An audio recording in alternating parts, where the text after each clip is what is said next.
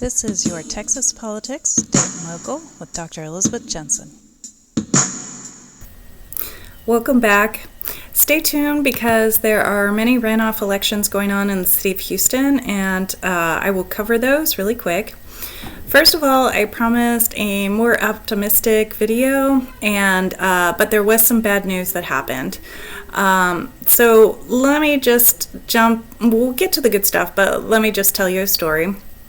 A while back, I was attending a meeting with a Christian group, and there was a House representative that was there talking, and he was selling some legislation where what he wanted to do was drug test everybody who was receiving state support for food and housing, and anyone that tested positive for drugs would lose that support, including their families. And there was no outcry on this from the group. That's why he was selling it to them. And so what I decided to do was ask him a question, was that since legislators and their staffs are receiving taxpayer support, are they getting tested for drugs? So there was general laughter, and he kind of brushed it off and moved on to a new topic.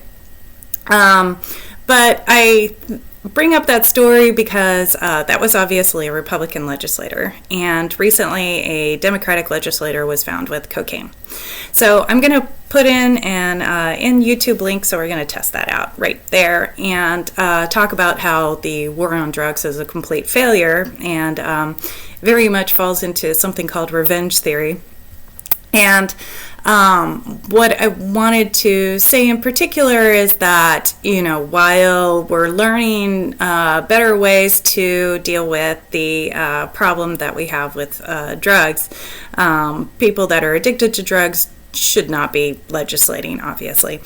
And so I wanted to do a salute to former Representative Pancho Navarez and say that we hope that he gets a speedy recovery and support him that he made the correct decision to resign.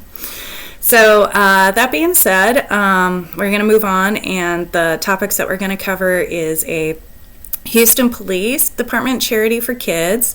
There's an alternative to Facebook out there that I've tested out and I really like. And there's a opportunity for student election clerks, so we'll just cover a few details on those. And then, of course, last but far from least, are the runoffs and early voting. That should begin around December 2nd. So right around the corner, put it on your calendar. That's really important.